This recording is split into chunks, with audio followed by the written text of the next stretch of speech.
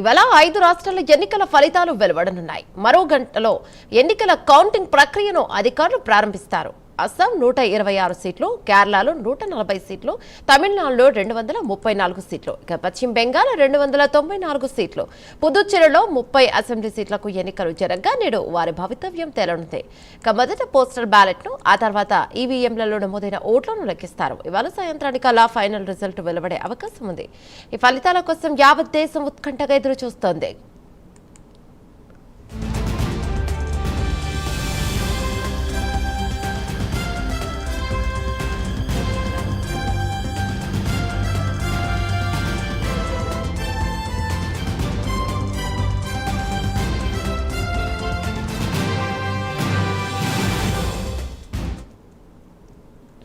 ఉదయం 8 గంటలకు లెక్కింపు ప్రారంభమవుతుంది. తొలి 2-3 గంటల్లోనే ట్రెండ్స్ పై ఓ క్లారిటీ వస్తుంది.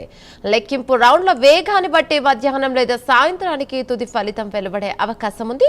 పశ్చిమ బంగాల్లో తృణమూల్ కాంగ్రెస్ అధినేత్రి మమతా బెనర్జీ హ్యాట్రిక్ విజయం సాధిస్తారా లేదా బెంగాల్ పీఠాన్ని బీజేపీ కైవసం చేసుకుంటుందా అన్నది ప్రధాన ఉత్కంఠ. అటు తమిళనాడులో సుదీర్ఘ కాలం తర్వాత డీఎంకే అధికారంలోకి వస్తుందా, ఇక ఎంకే స్టాలిన్ ముఖ్యమంత్రి కల నెరవేరుతుందా అన్నది తేలనుంది. కేరళలో కూడా పినరయ్ విజయన్ నేతృత్వంలోని ఎల్డీఎఫ్ ప్రభుత్వం రికార్డు స్థాయిలో వరుసగా రెండోసారి అధికారాన్ని నిలబెట్టుకుంటోందా అన్నది చూడాలి.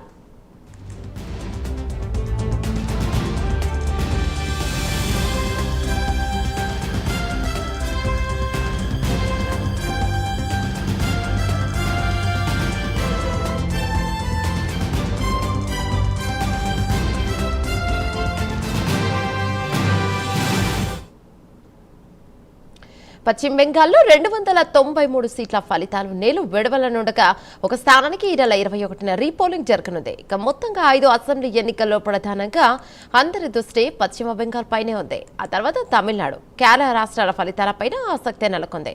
అన్ని కౌంటింగ్ కేంద్రాల్లో క్యూఆర్ ఆధారిత ఫోటో ఐడిని పరిశీలించాకే లోనికి పంపిస్తారు.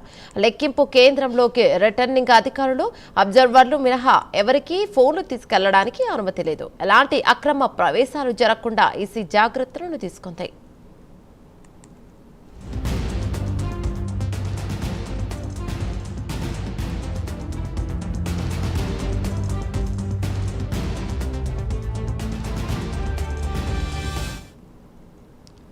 ఈ 5 అసెంబ్లీ ఎన్నికల్లో పశ్చిమ బెంగాల్లో ఫుల్ టఫ్ ఫైట్ జరగనుంది. గత ఎన్నికల్లోనే హోరాహోరీగా తలబట్టే టీఎంసీ, బీజేపీ ఈసారి అంతకు మించి అన్నట్టుగా పోటీ పడ్డాయి. 2021 అసెంబ్లీ ఎన్నికల్లో మొత్తం 294 సీట్లలో టీఎంసీ 215, బీజేపీ 77 గెలుచుకుంది. ఇప్పుడు బీజేపీ అధికారంలోకి రావాలంటే రెట్టింపు సీట్లు సాధించాల్సి ఉంటుంది. కాగా గత ఎన్నికల కన్నా ఘనంగా 226 సీట్లు గెలుచుకుంటామని మమతా బెనర్జీ ప్రకటించారు. కౌంటింగ్ కేంద్రాలను 87 నుంచి 77కు కుదించిన ఈసీ భద్రత కోసం భారీగా కేంద్ర పారామిలిటరీ బలగాలను మోహరించింది. స్వాతంత్ర్యం వచ్చినప్పటి నుంచి ఈసారి గరిష్టంగా 92.47 పోలింగ్ నమోదైన రికార్డు సృష్టించింది.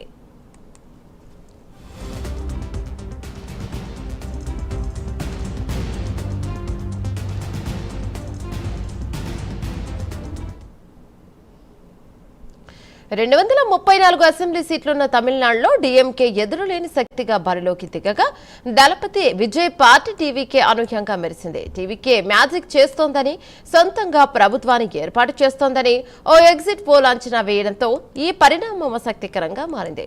విజయ్ కింగ్ అవుతారా, కింగ్ మేకర్ అవుతారా అనే చర్చ మొదలైంది. మరోవైపు అన్నా డీఎంకే పేలవంగానే ఉన్నది వచ్చేది డీఎంకే ప్రభుత్వమేనని అంచనాలు ఉన్నాయి. 84% పోలింగ్ నమోదైన తమిళనాడులో నేడు 62 కేంద్రాల లెక్కింపు జరగనుంది. ఇక్కడ పోలీసులు, సిబ్బంది, అబ్జర్వర్లు అంతా కలిపి నేడు సుమారు 1.25 లక్షల మంది కౌంటింగ్ విధుల్లో ఉన్నారు.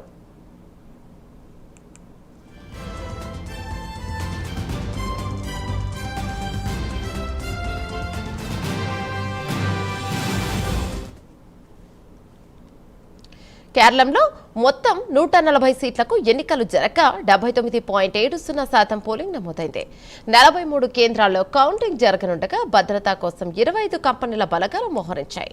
ఇక్కడ 71 సీట్ల మ్యాజిక్ ఫిగర్ కోసం లెఫ్ట్ నేతృత్వంలోని ఎల్డీఎఫ్, కాంగ్రెస్ సారథ్యంలోని యూడీఎఫ్లు పోటీ పడ్డాయి. ప్రస్తుతం సిపిఎం అధికారంలో ఉన్న ఏకైక రాష్ట్రం కేరళ.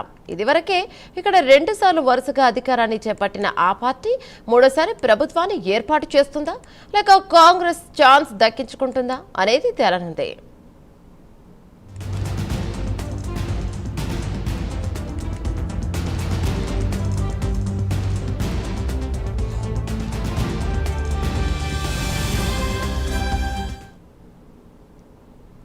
నూట 26 సీట్లున్న అస్సాంలో ఎన్డీఏ నేతృత్వంలోని హిమంత బిశ్వ శర్మ ప్రభుత్వం, 30 సీట్లున్న కేంద్రపాలిత ప్రాంతం పుదుచ్చేరిలో ఎన్డీఏ నేతృత్వంలోని రంగస్వామి ప్రభుత్వం ఉన్నది. ఈ రెండింటిలో కాంగ్రెస్ కూటమి అధికారం కోసం బరిలోకి దిగింది.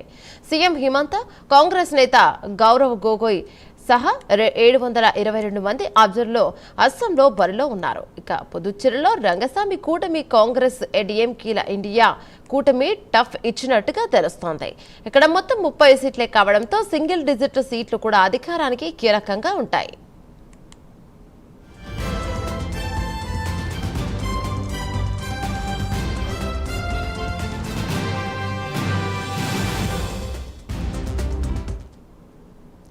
ఇక ఎన్నికల సంఘం కౌంటింగ్ కేంద్రాల వద్ద కఠినమైన జాగ్రత్తలను తీసుకుంది. విజయోత్సవ ర్యాలీపై ఇప్పటికే నిషేధం విధించారు. ఈ ఫలితాలు వెలువడక ముందే ఎగ్జిట్ పోల్స్ భిన్నమైన అంచనాలను వెలువరించడంతో అసలు ఫలితం ఎలా ఉంటుందనే ఉత్కంఠ రాజకీయ వర్గాలు నెలకొంది.